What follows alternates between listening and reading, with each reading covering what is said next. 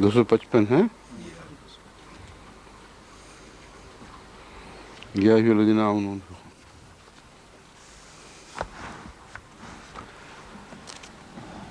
اعوذ باللہ من الشیطان الرجیم. بسم اللہ الرحمن الرحیم.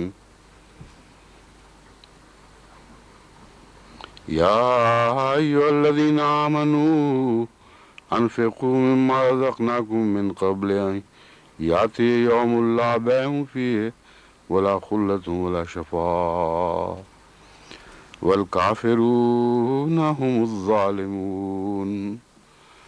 اللہ لا الہ الا هو الحی القیوم لا تأخذه سنة ولا نوم له ما في السماوات وما في الأرض من ذا الذي يشفع عنده إلا بإذنه يعلم ما بين أيديهم وما خلفهم ولا يحيطون بشيء من علمه إلا بما شاء وسع كرسيه السماوات والأرض ولا يؤوده حفظهما وهو العلي العظيم. لا إكراه في الدين قد تبين الرشد من الغي فمن يكفر بالطاغوت ويؤمن بالله فقد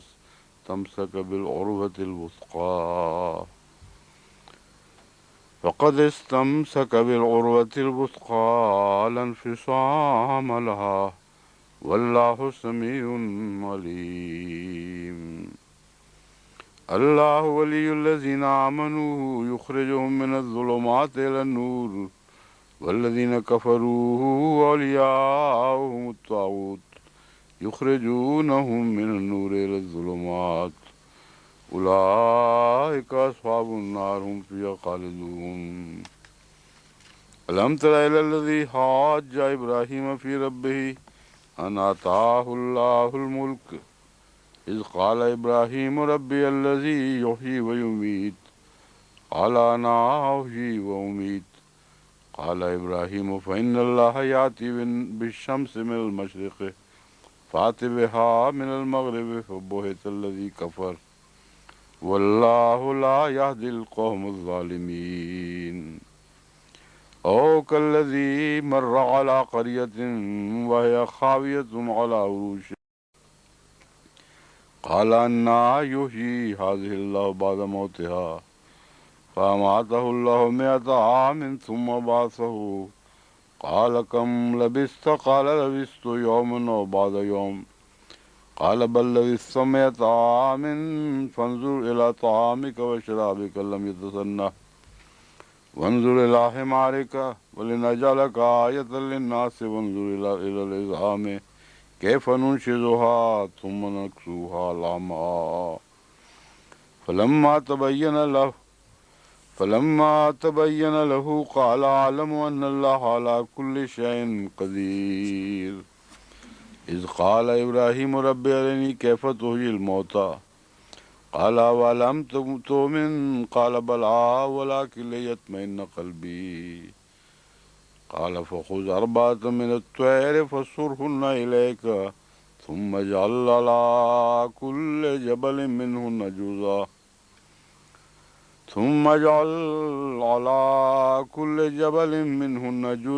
ثم ادعهن يأتينك سعيا واعلم أن الله عزيز حكيم.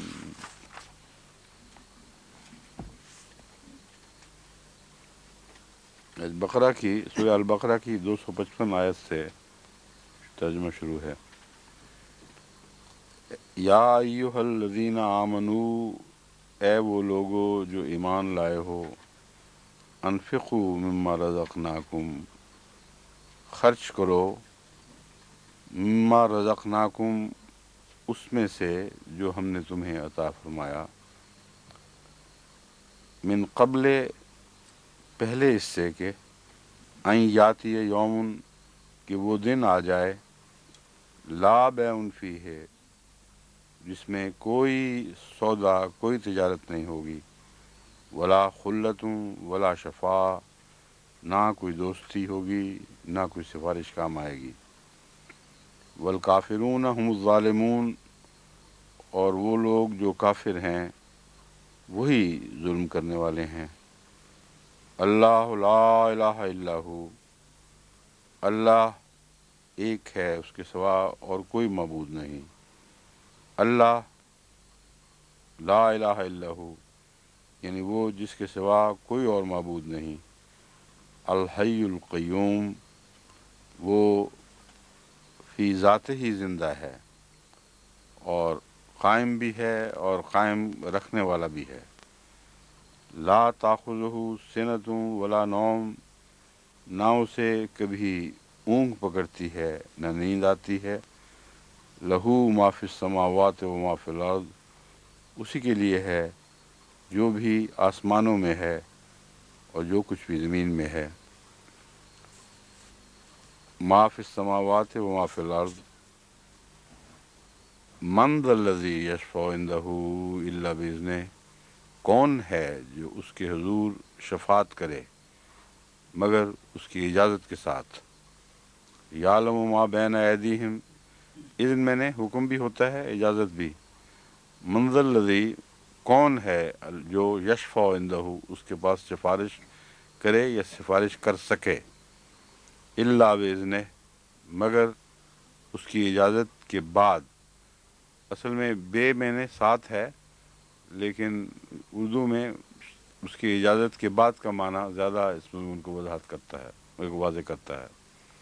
اس کی اجازت کے بغیر کوئی سفارش شفاعت نہیں کر سکتا، یا کون ہے جو اس کی اجازت کے، ہاں یہاں تو بغیر، بے معنی اللہ کے مضمون کے ساتھ چلیں تو پھر یوں بنے گا، من ذا الذی، کون ہے جو شفاعت کرے اس کے پاس، الا باذنہ، مگر اس کے اذن کے ساتھ۔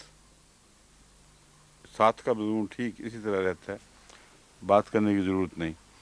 یعلم ما بین ایدیہم وما خلفہم، وہ جانتا ہے جو بین ایدیہم، جو ان کے سامنے ہے، وما خلفہم، اور جو ان کے پیچھے ہے۔ ولا یحیطون بشیء من علمہ الا بما شاء، اور وہ نہیں گھیر سکتے بشیء من علمہ الا بما شاء، اللہ کے علم میں سے کہ کسی معمولی سی چیز کو بھی وہ گھیر نہیں سکتے مگر بما شاء، جتنا چاہے، جو چاہے۔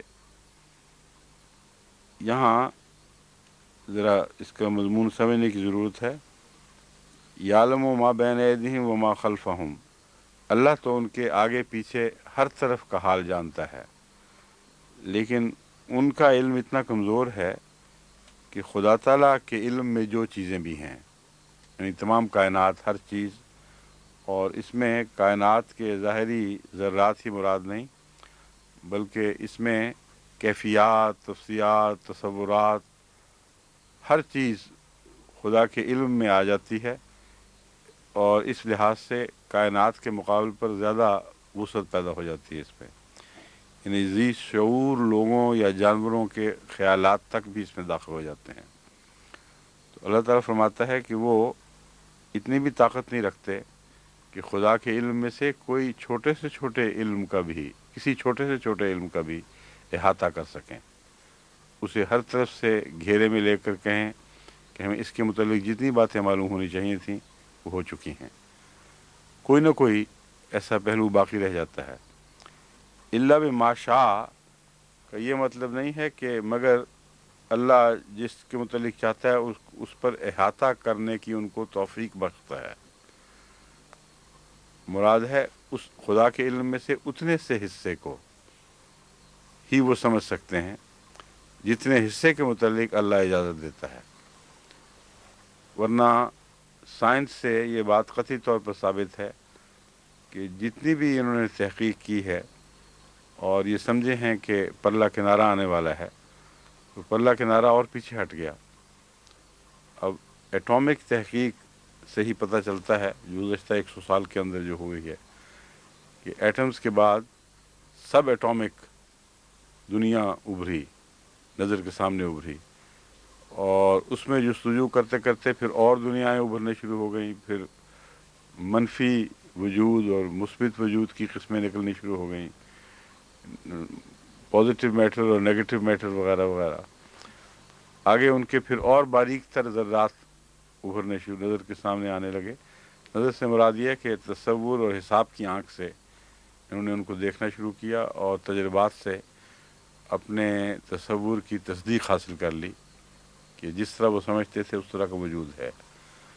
نیوٹرینوز نکلے جو ہر قسم کے مادے سے آر پار نکل جاتے ہیں، اور پھر ان کی منفی شکل کی زندگی نکلی۔ پھر یہ پتہ چل گیا کہ دراصل کائنات آخری صورت میں صفر ہے، کیونکہ جتنا مثبت وجود ہے اتنا اس کا منفی وجود بھی ہے، اور مثبت اور منفی جب اکٹھے ہوں تو صفر بن جاتے ہیں۔ تو آخری ان کی بات صفر تک پہنچی ہے، لیکن اب صفر کے بعد ایک اور بھی سفر شروع ہو گیا ہے۔ صفر کے پہلی طرف کیا ہے؟ اور جب واقعتاً کائنات ڈوب جاتی ہے اس میں نہ ہونے کی کیفیت میں، تو اب جو اندازے لگائے جا رہے ہیں وہ یہ ہے کہ وہ ڈوبتی ہے ہماری سمت سے، ہمارے نقطہ نظر اور تصور سے وہ غائب ہو جاتی ہے، لیکن کوئی بعید نہیں کہ اور ڈائمنشنز میں وہ کائنات دوبارہ ابھر آئے، جیسے ایک طرف سے ڈوب کر کوئی چیز دوسری طرف چلی جاتی ہے، ایک دروازے سے نکل کے پلے دروازے میں داخل ہو جاتی ہے، لیکن وہ داخلہ اس طرح کا جسمانی نہیں جیسا آپ عام تصور رکھتے ہیں۔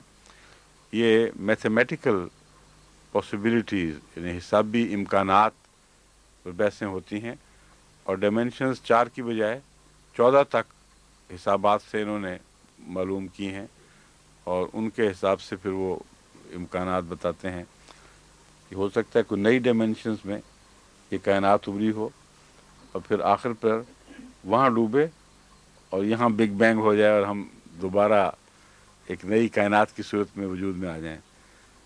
تو یہ مراد ہے وَلَا يُحِيطُونَ بِشَيْءٍ مِّنْ عِلْمِهِ، جو صفر ہے اس پر بھی پورا اختیار نہیں ان کو، اس پر بھی قبضہ کر سکیں اور اس کی کیفیات کو بھی سمجھ سکیں۔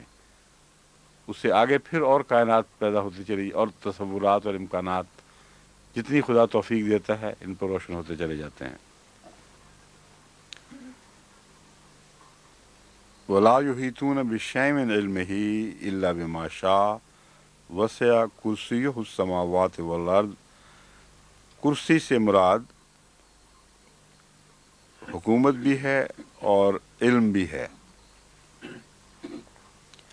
دراصل کرسی ایک ایسے لفظ سے مشتق ہے جس کے معنی ہیں، ایسے حروف سے بنا ہوا ہے جس کا معنی ہے جوڑ کر چیزیں اکٹھی کر کے ایک چیز بنا دینا۔ جیسے لکڑی کے ٹکڑے جوڑ کر آپ کرسی بناتے ہیں تو کرسی پر انسان بیٹھتا ہے، اور وہ معنی بھی اس میں ہیں، چونکہ اس لیے خدا کی بادشاہی کا تخت کہہ سکتے ہیں، خدا کا عرش، اور خدا کی حکومت کسی ظاہری جگہ پر تو نہیں مگر ساری کائنات پر حاوی ہے، اس لیے وسع کرسیہ السماوات والارض فرمایا گیا کہ اس کی کرسی کوئی الگ نہیں ہے، اس کا تخت ایسی جگہ نہیں جو مادی دنیا میں جس طرف لمبا سفر کر کے کوئی چیز پہنچ سکے۔ ہر چیز پر کرسی ہے اور علم کے ہر حصے پر کرسی ہے، تبھی تو وہ فرما رہا ہے کہ اس میں سے کوئی ذرہ بھی تم احاطہ نہیں کر سکتے جب تک اجازت نہ ہو۔ تو خدا کا تخت حکومت ہر ذرے پر قائم ہے جو اس کے علم میں ہے، اور اس کا علم سب چیز پر حاوی ہے۔ تو ہر جگہ اجازت کا سوال ہے، اور وہیں اس کے تخت قائم ہے جہاں سے وہ اجازت مل سکتی ہے اس کو، یعنی کوئی دور کی اجازت کا سوال نہیں کہ کرسی کہیں اور ہے اور اجازت لیتے لیتے پتہ نہیں کتنے کروڑوں اربوں تو اس سے بھی زیادہ سال لگ جائیں۔ تو ہر جگہ خدا کی کرسی کا وجود ہے۔ تو کرسی سے مراد وہ طاقت بھی ہے اور علم بھی ہے۔ حضرت مسلم موعود نے علم کا ترجمہ فرمایا ہے، لیکن اس مضمون میں اگر آپ غور کریں تو علم اور طاقت یا حکومت ایک ہی چیز کے دو نام ہیں، کیونکہ اس کی حکومت علم کے زور سے قائم ہے، اور ہر چیز اس کے علم میں ہے، اور جہاں بھی اس کا علم کا دائرہ ہے وہیں اس کی حکومت ہے۔ تو یہ دونوں لفظ بیک وقت کلیتاً یہاں چسپاں ہو رہے ہیں، تو اس کے علم اور اس کی حکومت زمین اور آسمان پر کلیتاً حاوی ہے، یہ ترجمہ بھی جائز ہے۔ ولا یعودہ حفظہما، اور ان کی حفاظت اسے، دونوں کی حفاظت اسے تھکاتی نہیں۔ اب یہاں بھی تھکانے کا سوال تو تب پیدا ہو، ویسے بھی یعنی خدا تو تھک ہی نہیں سکتا، مگر دلچسپ بات اس میں یہ ہے کہ اگر کہیں دور سے آ کر انسان دوڑا دوڑا کسی کی حفاظت کی غرض سے آئے تو اس کے تھکنے کا امکان ہے۔ جو ہر وقت ساتھ چمٹا ہوا ہے، بلکہ اس سے بھی قریب تر، اس کی حفاظت تھکا سکتی ہی نہیں۔ آپ ہر وقت اپنی ذات پر نگران ہیں اور اس کو محسوس بھی نہیں کر رہے، مگر اگر باہر کھڑے ہو کر کسی اور جگہ کی حفاظت کر رہے ہوں تو جو دوسری جگہوں کی حفاظت ہے وہ آپ کو تھکاتی ہے۔ تو اللہ تعالیٰ کی ذات کا جو نقشہ کھینچا گیا اس میں، وہ ہر ذرے پر نہیں بلکہ ہر علم کے گوشے پر خدا حاوی ہے، اور وہیں اس کی کرسی ہے، اس لیے کسی تھکاوٹ کا کوئی سوال ہی نہیں پیدا ہوتا۔ مگر ویسے بھی خدا تعالیٰ کے تصور کے ساتھ تھکاوٹ کا کوئی سوال نہیں۔ یہ اس وقت موقع نہیں بحث کا، لیکن یہ ایک لمبی بحث ہے جو قدیم زمانوں سے چلی آ رہی ہے، اور ارسطو اور افلاطون نے بھی ان بحثوں کو چھیڑا ہے کہ اگر خدا انرجی کی آخری شکل ہے، یعنی آخری منبع ہے جہاں سے انرجی پھوٹتی ہے، تو جب انرجی پھوٹتی ہے تو ایک جگہ چھوڑ کر دوسری جگہ منتقل ہوتی ہے، اور پھر اس کی کنزمپشن کا سوال شروع ہو جاتا ہے۔ اس لیے وہ طاقت جہاں سے نکلی ہو اس کی تھکاوٹ کا سوال پیدا ہو جاتا ہے۔ تھکاوٹ سے مراد یہی ہے کہ طاقت کا اخراج ہو اور اس کے نتیجے میں وہاں کمزوری واقع ہو جائے۔ لیکن ارسطو نے اس کا ایک حل پیش کیا ہے، چنانچہ وہ حل جو ہے وہ حسابی اور فلسفی لحاظ سے تو ایک شاہکار ہے، لیکن مذہبی لحاظ سے اس کی کوئی حیثیت نہیں رہتی، کیونکہ وہ خدا کو پھر کائنات میں عمل دخل دینے والا خدا نہیں بنا رہنے دیتا،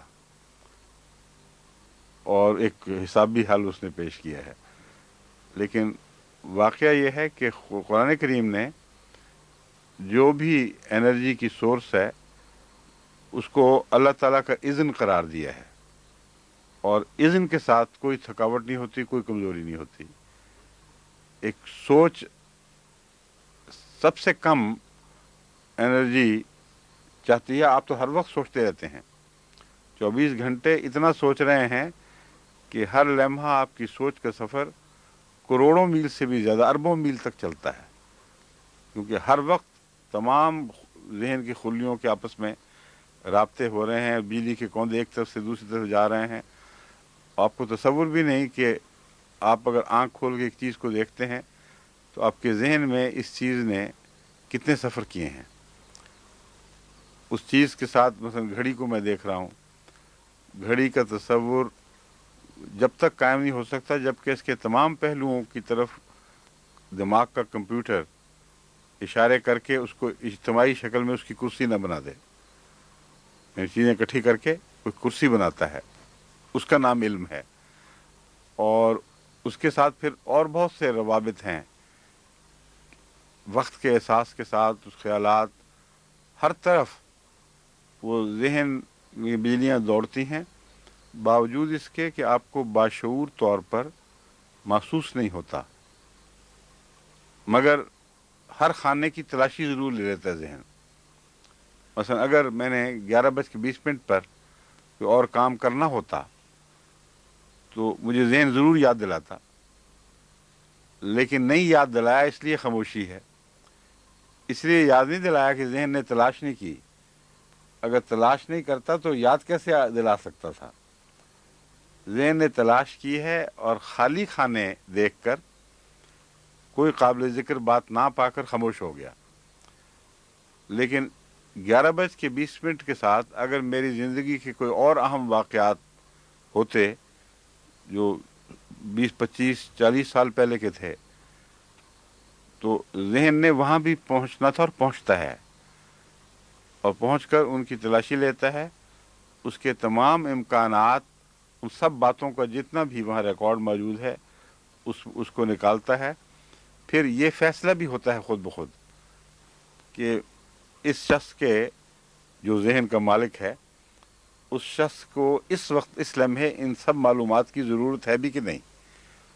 گویا نیت جو اندرونی ہے اور جس اس لمحے آپ جو کچھ سوچ کے کچھ کرنا چاہتے ہیں اس کی مطابقت میں ذہن یہ سارے کام کر کے خود ہی فیصلہ کرتا ہے کہ صرف یہ کافی ہے کہ میرا دماغ سے ہو جائے کہ 40 منٹ باقی ہیں درس کے لیے.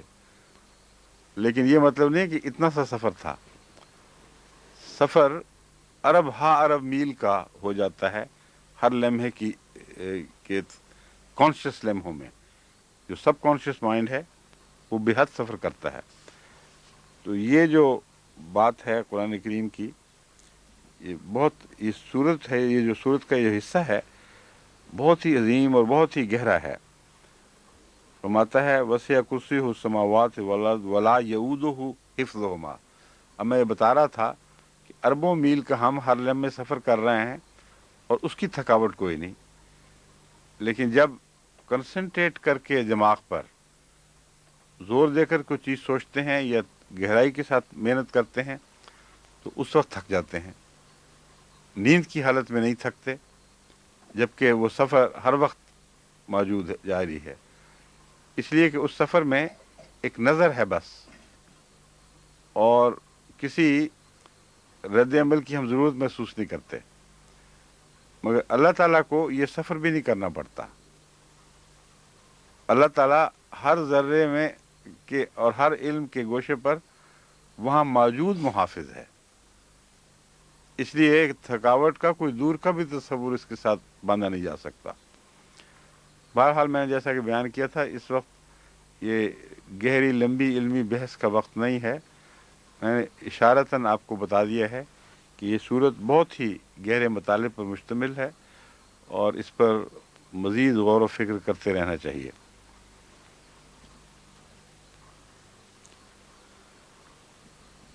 وَهُوَ الْعَلِيُّ الْعَظِيمُ، اور وہ بہت بلند ہے اور بہت عظمت والا ہے.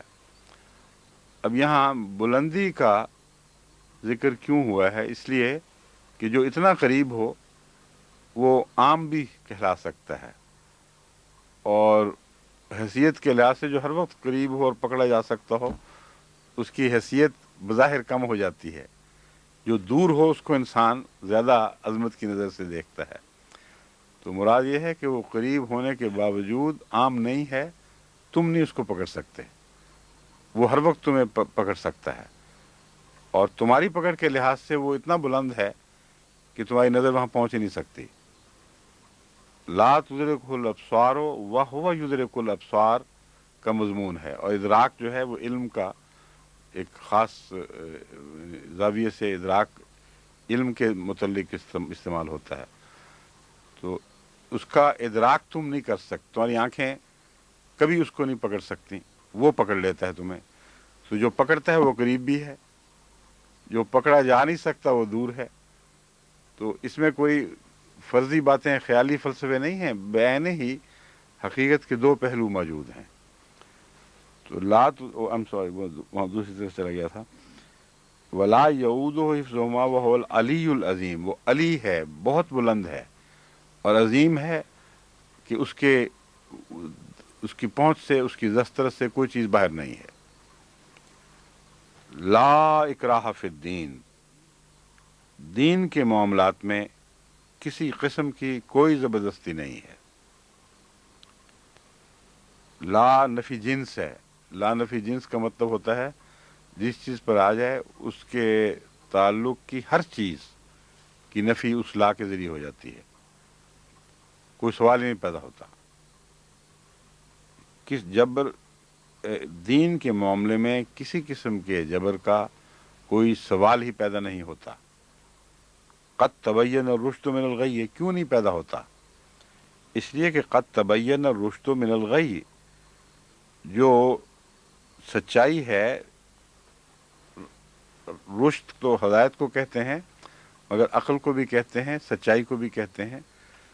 تو جب سچائی ٹیڑھی کیفیتوں سے، جو گمراہی کی کیفیتیں ہیں غی، ان سے کھل کر الگ ہو چکی ہے اور اتنی روشن ہو کر سامنے آ گئی ہے کہ اس کے بعد کسی جبر کا عقلاً سوال ہو ہی نہیں سکتا، کیونکہ سچائی کو دیکھ کر جو نہیں دیکھتا اس کو ڈنڈے مار کر وہ چیز دکھائی نہیں جا سکتی جو دکھائی دی جانی چاہیے۔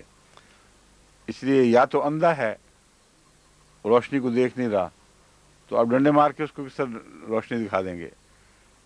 اور یا پھر وہ جھوٹ بول رہا ہے، تو اس صورت میں اس کا مومن بنانا زبردستی ایمان پر ظلم ہے، منافقوں کو اندر داخل کرنے والی بات ہے۔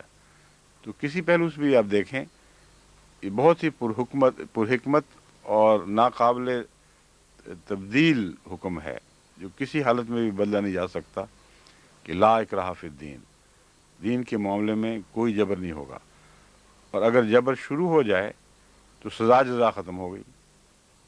اس لیے وہ ساری اسکیم جو بندے کو آزادی دینے کی تھی اور جس کے نتیجے میں سزا جزا کا مضمون شروع ہوا تھا جو پہلے نہیں چل رہا تھا، وہ ساری اسکیم ہی باطل ہو جاتی ہے۔ اس لیے اس پر غیر معمولی زور دینے کی ضرورت ہے کہ لا اکراہ فی الدین، دین میں کسی قسم کی کوئی زبردستی نہیں، کوئی جبر نہیں۔ قد تبین الرشد من الغی، ہدایت کجی سے یا ٹیڑھی سوچوں سے اور گمراہی سے کھل کر نتھر کر الگ ہو چکی ہے۔ فمن یکفر بالطاغوت، یہاں ہدایت لفظ تو ہے رشد کا، لیکن سچائی مجھے زیادہ قرین لگتا ہے اس کے، یہ سچائی کھل گئی ہے، سچائی روشن ہو گئی ہے۔ فمن یکفر بالطاغوت، بس جو بھی شیطان کا انکار کرے، وہ یومن باللہ، اور ایمان لے آئے اللہ پر، فقد استمسک بالعروۃ الوثقی، تو یقیناً اس نے ایک کڑے پر ہاتھ ڈال دیے ہے، عروۃ الوثقی، جو بہت مضبوط ہے۔ کڑے پر ہاتھ، چونکہ مٹھی پوری طرح بند ہو جاتی ہے، اس لیے رسی پر یا کسی اور چیز پر ہاتھ اتنی مضبوطی سے نہیں پڑ سکتا جتنا کڑے پر پڑ سکتا ہے۔ اس کا ڈیزائن بھی ایسا ہوتا ہے کہ کہیں بھی ہاتھ کو وہ تکلیف نہیں دیتا اور پوری طرح پنجے میں آ جاتا ہے۔ تو اللہ تعالیٰ فرماتا ہے کہ ایسا ہی ہے جیسا ایک مضبوط کڑے پر ہاتھ پڑ جائے، لن فسام لہا، جس کا لیے ٹوٹنا مقدر ہی نہیں ہے، جو ٹوٹ ہی نہیں سکتا۔ اب ہا کی ضمیر کڑے کی طرف جاتی ہے، لیکن اس میں ہاتھ کی طرف بھی اشارہ ہے، کیونکہ ہاتھ جو ہے وہ بھی مؤنث ہے، اور ہاتھ پڑھنے والے کا اگر عقل اور روشنی کی وجہ سے ایمان پر ہاتھ پڑا ہو تو وہ اس کو چھوڑ نہیں سکتا پھر، اور اگر اکراہ کی وجہ سے کوئی بات قبول ہو تو اس پر انسان ذرا سا بھی تردد ہو کسی وجہ سے تو فوراً چھوڑ دے گا اس کو، یا موقع ملے، تردد تو رہتا ہی ہے، موقع ملے تو فوراً چھوڑ دے گا۔ تو اس لیے جو تشدد کا ایمان ہے، جبر کا ایمان ہے، اس کی کوئی بھی حیثیت نہیں، نہ اس کا کڑا مضبوط، نہ اس پر ہاتھ مضبوطی سے پڑ سکتا ہے۔ لیکن بغیر جبر کے جو ایمان ہے وہ چونکہ ایمان بھی سچا ہوتا ہے، کیونکہ بغیر جبر کے جو انسان دیکھتا ہے، جیسا کہ فرمایا رشد کھل گئی ہے، تو اس ایمان کی بات ہو رہی ہے کہ وہ سچا ہے، جس کو خدا نے کھول دیا ہے۔ وہ ایمان چونکہ سچا ہے وہ تبدیل ہو نہیں سکتا، اس کو ٹوٹ نہیں سکتا کبھی، اور اس پر جو ہاتھ پڑتا ہے چونکہ وہ از خود شناخت کے بعد پڑا ہے، اس لیے وہ بھی اس سے الگ نہیں ہو سکتا. تو کڑا، نہ کڑا ٹوٹے گا نہ ہاتھ الگ ہوگا، سوائے اس کے کہ جبر والے وہ ہاتھ کاٹ دیں، لیکن تعلق پھر بھی نہیں توڑ سکتے. اس لیے یہ مراد ہوگی لن فسام علیہ، کہ اس کے لیے اس کا ٹوٹنا مقدر ہی نہیں ہے. اس میں لفظ ہاتھ آیا تو نہیں، مگر وہ تقدیراً اس میں شامل ہے، اس لیے میں نے اس کا ذکر کیا تھا.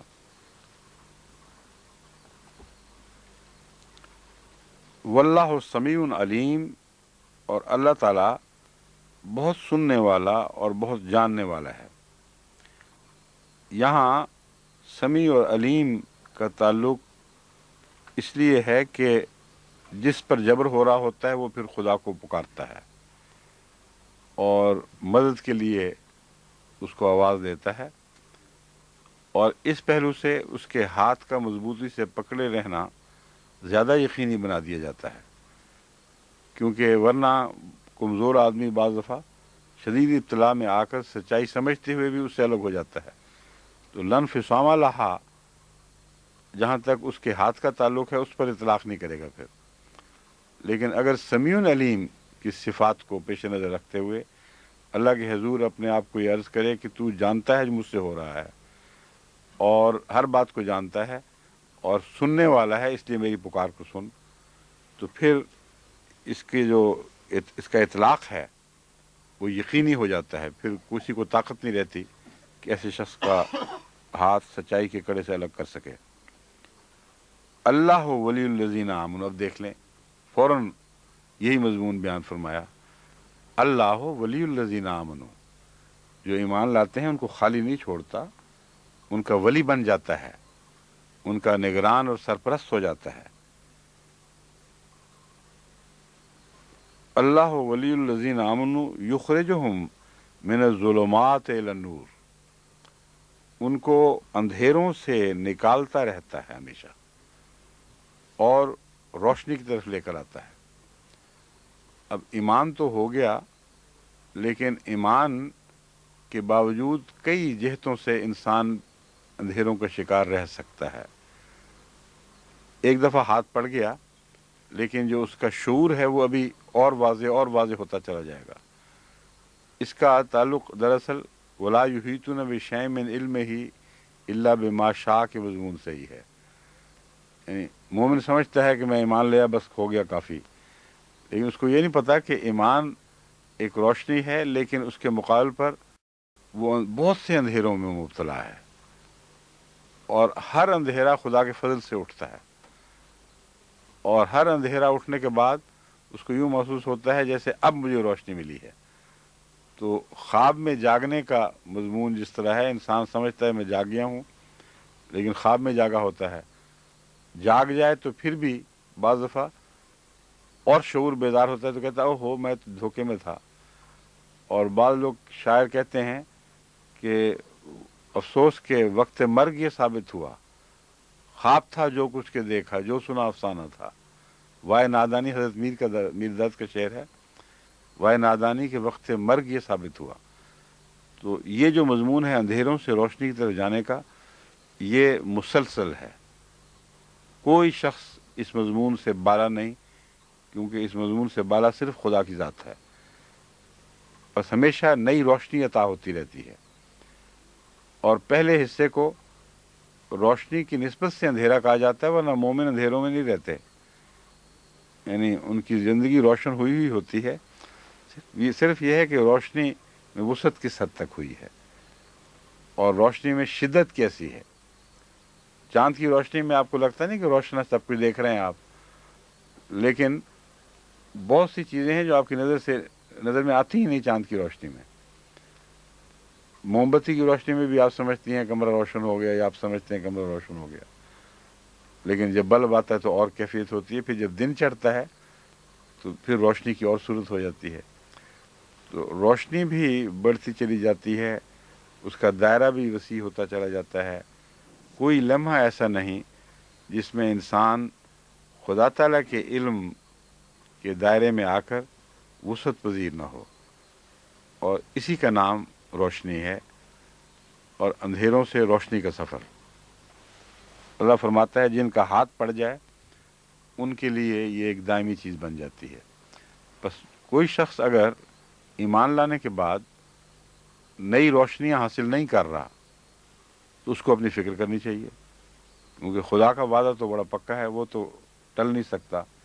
جب اللہ کہتا ہے کہ تمہیں دن بدن نئی روشنیاں عطا کرتا چلا جاؤں گا، اندھیروں سے روشنی میں لاؤں گا، تو یہ روحانی علمی سفر اور اللہ تعالیٰ کے تصور، ہر تصور میں ایک نئی وسعت پیدا ہونا، یہ ایمان کا حصہ بن جاتا ہے، کیونکہ خدا کا وعدہ ہے کہ میں مومنوں کے ساتھ یہ سلوک کروں گا۔ والذین کفروا اولیاؤہم الطاغوت، اور یہ جو لوگ کافر ہوئے ان کے دوست کئی قسم کے شیاطین ہیں، وہ جمع میں ہیں سارے۔ اولیاء فرمایا ہے، اللہ ولی ہے، وہ ایک ہے، اور نور بھی ایک ہے، حقیقت ہر چیز کی ایک ہی ہے، یعنی سچائی مطلب ہے کہ ایک ہی ہوتی ہے، اور اندھیرے مختلف ہوتے ہیں۔ تو جنہوں نے سچائی کو پا لیا ان کا ایسی ذات سے تعلق ہو گیا جو خود غیر منقسم ہے اور ان کی حفاظت کرے گی اور ان کو اپنی طرف لاتی رہے گی۔ اور اندھیروں سے روشنی کے سفر کا آخری معنی یہ ہے کہ اپنی ذات میں مزید اپنے قریب کرتی چلی جائے گی اور اپنے سے تعلق ان کا بڑھاتی چلی جائے گی۔ اور ولی ہمیشہ یہی کرتا ہے، جس کا کوئی دوست ہو اس کو اپنی دوستی میں قریب تر کرنے کی کوشش کرتا ہے۔ لیکن وہ لوگ جو انکار کر رہے ہیں یا انکار کر چکے ہیں، ان کے اولیاء شیاطین ہیں، وہ ہر طرح کے اندھیروں کے مالک ہیں، اور ان کی کیا کوشش ہوتی ہے، یخرجونہم من النور الی الظلمات، مسلسل ان کو روشنی سے اندھیروں میں کھینچ رہے ہوتے ہیں۔ اب سوال یہ ہے کہ اس میں جو کافر ہیں ان کے پاس بھی کوئی نور ہے جس سے وہ نکالے جا رہے ہیں؟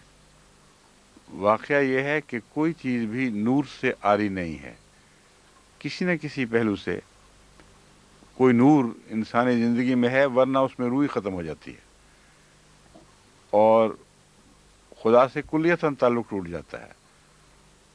لیکن وہ بہت بات کی حالت ہے۔ عام اس مسئلے میں کو مزید بڑھانے کی بجائے صرف اتنا میں بتانا چاہتا ہوں کہ کفار میں بھی نور ہوتے ہیں اور وہ نور دن بدن گھٹتے چلے جاتے ہیں، ان کی بینائی خراب ہوتی چلی جاتی ہے اور اندھیرے اور ان کی خواہشات خود بھی اندھیروں کی طرح ہوتی ہیں، جو بڑھتی ہیں تو اور زیادہ ظلمات ان پر عائد کرتی چلی جاتی ہیں، اور وہ ایک جگہ نہیں کھڑے رہتے۔ یعنی ایک برائی کا سفر ہے یا جہالت کا سفر ہے جو مسلسل آگے بڑھتا چلا جاتا ہے، اور جو بھی خدا سے دور ہوں ان کا یہی حال ہے، اس میں کوئی استثناء نہیں ہے۔ لیکن روشنی کوئی نہ کوئی ایسی ہے جس سے وہ دور ہٹ رہے ہیں اور مزید اس کو کھوتے چلے جا رہے ہیں۔ ہم فیہا خالدون، ہاں میں کیا مراد ہے، کس میں خالدون رہیں گے، ہمیشہ رہیں گے، اس کیفیت میں، یعنی لا متناہی کیفیت ہے، اور وہ ہمیشہ اسی طرح کرتے چلے جائیں گے۔ الم تر الی الذی حاج ابراہیم فی ربہ، کیا تو نے نہیں دیکھا اس شخص کی طرف، وہی دیکھا کا معنی انہی معنوں میں، کیا تو جانتا نہیں اس شخص کا حال، یا نہیں سنا تو نے اس شخص کا حال، الذی، یا اس کے مسئلے، اس مثال پر غور نہیں کیا۔ یہ سارے معنی الم ترا کے تابع آ سکتے ہیں۔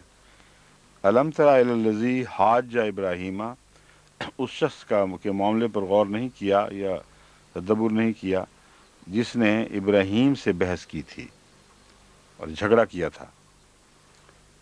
کس میں؟ فی رب ہی، اس کے رب کے معاملے میں۔ رب تو سب کا ہے، مگر وہاں ایک ہی تھا جو رب مان رہا تھا، باقیوں کو تو رب نہ رہا، وہ انہوں نے تو تعلق توڑ لیا۔ ان آتاہ اللہ الملک، کیوں جھگڑا کیا؟ اس لیے کہ خدا تعالیٰ نے اس کو ملک بخشا تھا، سلطنت عطا کی تھی۔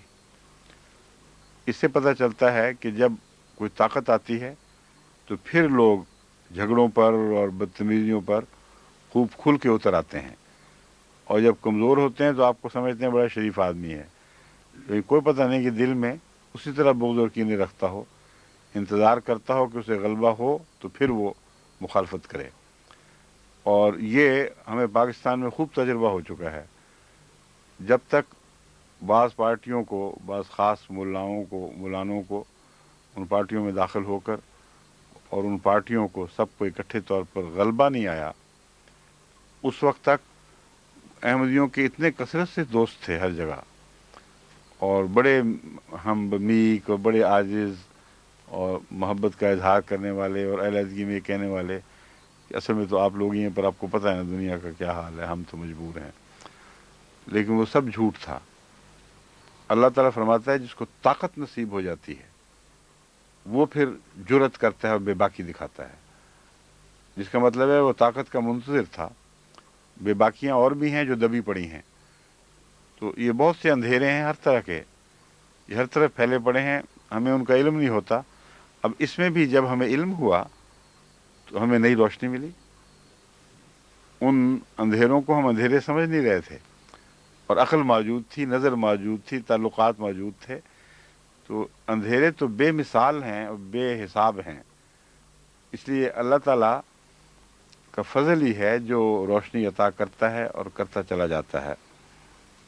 تو فرمایا اس شخص کا پہ غور کر کہ ابراہیم سے اس نے جھگڑا کیا، اور جھگڑے کی وجہ یہ بنی کہ اس کو خدا نے حکومت عطا کی تھی۔ جس نے حکومت عطا کی تھی اس کی ذات میں، اس حکومت کے بل پر اس نے اس کے نمائندے سے جھگڑا شروع کر دیا۔ اذ قال ابراہیم، وہ وقت جب ابراہیم نے کہا، رب الذی یحیی و یمیت، کہ میرا رب وہ ہے جو زندہ بھی کرتا ہے اور مارتا بھی ہے۔ قال انا احیی و امیت، اس نے کہا میں بھی زندہ کرتا ہوں میں بھی مارتا ہوں۔ زندہ کرنا اور مارنا ان معنوں میں بھی استعمال ہوتا ہے کہ کسی شخص کے ہاتھ میں یہ فیصلہ ہو کہ وہ جس کو چاہے موت کی سزا دے دے، جو موت کا قیدی ہو اسے آزاد کر دے۔ تو ان محدود معنوں میں بادشاہوں کے پاس بھی زندگی اور موت کے اختیارات ہوتے ہیں، لیکن اول تو یہ کہ اصل اور آخری اختیار خدا ہی کا ہے۔ اس طرح ضیاء نے اسی طرح کا ایک فرعونی فیصلہ کیا تھا کہ میں مار سکتا ہوں، اور جن کے حق میں اس نے قطعی اپنے قلم سے فیصلہ کر دیا کہ مارے جائیں گے، وہ آج ہمارے پاس بیٹھے ہوئے ہیں اللہ کے فضل سے، ایک بھی نہیں مارا گیا۔ تو اول تو یہ دعوے محض وقت کی فرعونیت کے نتیجے میں پیدا ہوتے ہیں، اور آخری صورت میں جب بھی خدا کی تقدیر اس میں دخل دینے کی کوشش کرے، یعنی دخل دے، تو ان دعووں کی اور ان فیصلوں کی کوئی بھی حقیقت باقی نہیں رہتی۔ حضرت ابراہیم علیہ الصلوۃ والسلام نے جو ایک خاص قسم کا فن مناظرہ کے ماہر تھے، خاص قسم کے فن مناظرہ کے ماہر تھے، یعنی اللہ نے ان کو ایک خاص صلاحیت بخشی تھی جو بتوں کے معاملے میں بھی آپ کو دکھائی دے گی۔ ہر جگہ ان کے مناظرے کا ایک خاص انداز تھا، اور وہ ایسا قوی تھا کہ دشمن کچھ اور سوچتا تھا اور اچانک وہ ایسا الٹا جاتا تھا کہ اس کی کوئی کچھ پیش نہیں جاتی تھی۔ اس مناظرے کے انداز کو اللہ تعالیٰ نے یہاں بیان فرمایا ہے، اور یہ بھی معلوم ہوتا ہے کہ خاص نیت سے انہوں نے مسئلہ چھیڑا تھا کہ میرا رب زندہ کرتا ہے اور مارتا ہے۔ پتہ تھا کہ کیا جواب آئے گا، اور پھر اس میں وہ ٹریپ ہو جائے گا وہ شخص۔ تو فرمایا قال انا احیی و امیت، اس نے نمرود یا جو بھی وہ شخص تھا اس نے کہا میں بھی زندہ کرتا ہوں اور مارتا ہوں۔ قال ابراہیم، زندہ اور مارنے کا جو تم مفہوم لے رہے ہو میں اس میں آگے نہیں جاتا، مگر فإن اللہ یاتی بالشمس من المشرق فات بہا، اللہ تعالیٰ مشرق سے سورج کو نکالتا ہے. یاتی بالشمس من المشرق لفظاً ہے آتا ہے سورج کے ساتھ مشرق سے، مگر جب کہتے ہیں نا فلاں آتا ہے تو اس کو لاتا ہے. اردو میں لے آتا کا جو مختصر لفظ بن گیا ہے وہ لاتا ہے، اور لے آتا بھی کہہ دیتے ہیں. تو یہ نہیں ہوتا کہ وہ ضروری نہیں کہ وہاں سے چل کے ساتھ آئے، جو بھی لے آئے کسی چیز کو کسی طریق سے، اس کے لیے عربی محاورہ بالکل وہی ہے جو اردو میں رائج ہے. تو اللہ سورج کے ساتھ آتا ہے بظاہر ترجمہ ہے، مگر ترجمہ یہ ہے اللہ وہ ہے جو سورج کو مشرق سے لاتا ہے. فاتحہ من المغرب، سوری کیا لکھا فاتحہ، فاتحہ، فاتحہ آتے نہیں ہے، فاتحہ، فاتحہ من المغرب، تو اسے مغرب سے لے آ. اب اس کا اس پہلی دلیل سے کیا تعلق تھا اور کیوں وہ تمہید باندھی گئی، یہ بہت اہم بات ہے. وجہ یہ ہے کہ اس دلیل کو اس نے انکار نہیں کیا، اس کو تسلیم کر لیا، اس کی طرز کو، کہ ٹھیک ہے تمہارا رب زندہ بھی کرتا ہوگا مارتا بھی ہوگا، میں بھی تو کرتا ہوں. تو جب ایک دفعہ اس اصول کو تسلیم کر لیا کہ جو تم کہو گے وہ میں کر کے دکھا دوں گا، تو پھر فرمایا کہ اللہ سورج کو مشرق سے لاتا ہے، مغرب میں غروب کرتا ہے، یعنی مفہوم ہے اس میں، تو مغرب سے لا کے دکھا. اب وہ یہ جواب نہیں دے سکتا تھا کہ اللہ مغرب سے لا کے دکھائے، کیونکہ پہلے ایک طرز اختیار کر چکا تھا کہ میں بھی ایسا کرتا ہوں، میں بھی ایسا کرتا ہوں. اس ٹریپ میں پھنس گیا، اور جب وہ پھنسا تو اب اس کے لیے مشکل یہ تھی کہ اگر وہ یہ کہتا کہ میں بھی لا سکتا ہوں، نہیں لاتا اور بات ہے، یہ کہہ دیتا کہ میں لا سکتا ہوں، تو اس کی قوم اس کے مخالف ہو جاتی، کیونکہ قوم کے نزدیک سورج دیوتا اس سے بڑا تھا، اور سورج دیوتا ہی زندگی اور موت کا آخری مالک سمجھا جاتا تھا. تو وہ قوم جو اس کے ساتھ مشرک تھی وہ ان عقائد پر اس کے ساتھ تھی کہ سورج دیوتا سب سے بڑا ہے اور زندگی اور موت کا آخری فیصلہ سورج دیوتا کرتا ہے. اور واقعتاً سائنس کے لحاظ سے دیکھا جائے تو زندگی اور موت میں جو سورج کو دخل ہے کسی اور چیز کو نہیں ہے. تمام تر توانائی سورج سے اترتی ہے، اور زندگی کی ہر صورت اس کے محتاج منت ہے، اور وہ کھینچ لی جائے تو وہ مر جائے گی. تو یہ جو ان کے دیوتے تھے وہ دراصل مشاہدات کے نتیجے میں پیدا ہوئے ہیں. ان کی نظر سورج تک تو پہنچی، آگے نہیں جا سکی، تو یہاں آ کر وہ پھنس گیا. فبہت الذی کفر، بس وہ مبہوت رہ گیا، اب کچھ جواب نہیں دے سکتا تھا. یہ حضرت ابراہیم کے طرز مناظرہ تھی. آگے بھی 2-3 مثالیں خدا تعالیٰ خود دیتا ہے. واللہ لا یہدی القوم الظالمین، اور اللہ تعالیٰ ظالم لوگوں کی ہدایت نہیں کرتا. یہ بھی اس میں ہدایت تو نہیں کرتا، مگر یہ بھی ایک بات تجربے میں ہے کہ ظالم لوگوں کو اس وقت پھر صحیح سوچتی بھی نہیں. اور اللہ تعالیٰ بعض دفعہ کمزوروں کو، کم علموں کو بھی مد مقابل بڑے بڑے عالموں اور اچھی سوچوں والوں کو پر حاوی فرما دیتا ہے. کچھ تو یہ کہ ان کی عقل تیز کرتا ہے، کچھ دوسروں کی عقلیں مارتا ہے، اور وقت پر ان کو وہ بات سوچتی نہیں. جو سوچتی تو شاید مناظرے میں کچھ تھوڑا سا وہ ابہام پیدا کر سکتے. تو اللہ تعالیٰ ظالموں کی قوم کو ہدایت نہیں دیتا، اس لیے جب سچوں کے ساتھ وہ مقابلہ کرتے ہیں تو پرگندہ حال رہتے ہیں، پرگندہ خیال رہتے ہیں. او کالذی مر علی قریۃ، اب او کالذی والا حصہ ہے، یہ وضاحت طلب ہے.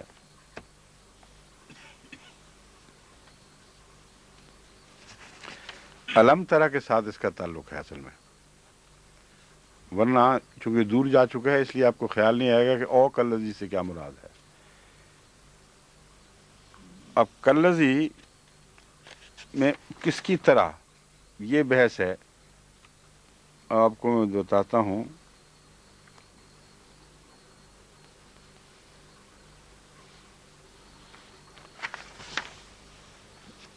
دراصل دیکھنا سے مراد، جیسے کہ میں نے کیا تھا، غور کرو ابراہیم کی مثال پر ہے. اصل میں یہ اس میں مانن مفہوم شامل ہے کہ ابراہیم کی مثال پر غور کرو. وہ کس طرح گفتگو کیا کرتا تھا، کس طرح اللہ تعالیٰ کے فضل کے ساتھ اس کا ذہن روشن ہوتا تھا اور وہ مخالف کو ناکام کر دیا کرتا تھا.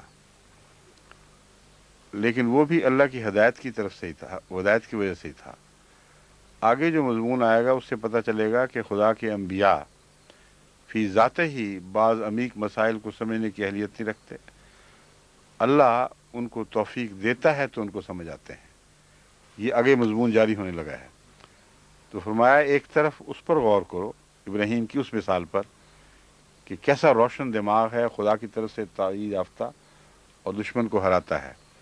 دوسری طرف ہمارے بعض انبیاء کی مثال سامنے رکھو تو پتہ چلے گا کہ یہ روشنی ان کو عجز اور انکساری اور دعا کے ساتھ ملتی ہے.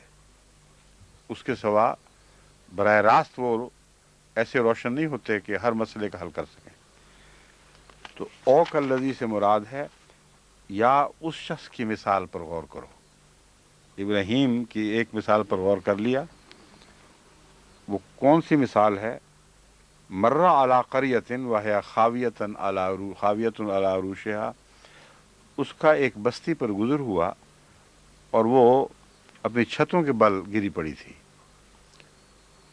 بستی کے متعلق یہ کہا جاتا ہے کہ یروشلم کی بستی ہے، اور اس کو بخت نصر نے، نبوکد نظر بھی کہتے ہیں اس کو، اس نے جب مسمار کر دیا اور بالکل کلیتاً خاک سے ملا دیا تو اس کی شکل کو یہ بیان فرمایا گیا ہے. یا بعض لوگوں کا خیال ہے، اور حضرت مسلم موعود نے یہ بات لکھی ہے کہ اس سے مراد، چھتوں کے بل گرنے سے مراد ایسی صورت ہوا کرتی ہے جو ویران چھوڑ دی ہوئی عمارت ہو اور اس پر لکڑی وغیرہ کے بالے یا شتیر پڑے ہوں. ان کو دیمت کھا جائے تو پہلے چھت گرتی ہے، پھر چھت گرنے کے بعد دیواریں اس پر آ کے پڑتی ہیں. تو چھتوں کے بل گرنے کا یہ نقشہ ہے. یہ بھی بہت ایک عمدہ اور لطیف مضمون ہے. چنانچہ حضرت مسلم موعود کے نزدیک یہ سیناریو یہ بنے گا کہ بخت نصر نے تمام مکان از خود منہدم نہیں کیے تھے. اگر وہ منہدم کرتا تو پہلے دیواریں گرتی اور پھر چھتیں گرتی. لیکن یہ بھی 100% نہیں ہوا کرتا. بعض دفعہ ایک دیوار گرتی ہے، پھر چھت گر جاتی ہے، پھر اس پر باقی چیزیں آ پڑتی ہیں. تو مگر جو بھی شکل ہے، حضرت مسلم موعود نے یہ نقشہ کھینچا ہے کہ جب وہاں سے بسنے والے چلے گئے، وہ ویران بستی بن گئی. تو پھر دیمکیں لگیں اور قسم کے جو طبی جو محرکات ہوتے ہیں، انہوں نے تبدیلیاں پیدا کیں، یہاں تک کہ وہ چھتیں گر گئیں. اور چھوڑے ہوئے کھنڈروں میں اکثر یہی ہوتا ہے کہ دیواریں کھڑی رہ جاتی ہیں اور چھتیں نہیں ہوتی. تو اس کے بعد اگر دیواریں بھی آ پڑیں تو ہم یوں کہیں گے کہ وہ اپنی چھتوں کے بل گری ہوئی تھی، اور دیواریں گری بھی ہیں تو بعد میں گری ہیں. مگر واقعہ حضرت مسلم موعود نے بھی یہی بیان فرمایا ہے کہ بخت نصر نے جو یروشلم کو تباہ کیا تھا اس کا ذکر ہے. اور اس پر حضرت حزقیل نبی جب وہاں سے گزرے تو نبی ہی کی بات ہے. حزقیل نبی وہاں سے گزرے تو یہ دیکھ کر ان کے دل میں یہ سوال پیدا ہوا کہ جس قوم کا یہ حال ہو چکا ہو وہ کیسے زندہ ہوگی، یا جس بستی کا یہ حال ہو گیا ہو وہ دوبارہ کس طرح عصر نو اٹھ کھڑی ہوگی، اور ہم کیسے امید رکھ سکتے ہیں کہ کبھی یروشلم دوبارہ آباد ہوگا. یہ تھا ان کا سوال، اور یہ وہ مسئلہ تھا جس کو وہ خود حل نہیں کر سکتے تھے. اس لیے اللہ تعالیٰ کی طرف توجہ پیدا ہوئی اور اللہ تعالیٰ نے اس کا حل فرمایا. اب آگے اس کا حل آ رہا ہے. او کلذی یا اس شخص کی مثال کی طرح مثال پر غور کرو جس نے جو ایک بستی پر سے گزرا، وَهِيَ خَاوِيَةٌ عَلَىٰ عُرُوشِهَا، اور وہ اوندھے منہ اپنی چھتوں کے بل گری پڑی تھی۔ قَالَ أَنَّىٰ يُحْيِي هَٰذِهِ اللَّهُ بَعْدَ مَوْتِهَا، اس نے کہا اللہ اس بستی کو اس کے موت کے بعد کیسے زندہ کرے گا، اس بربادی اور ہلاکت کے بعد کیسے زندہ کرے گا۔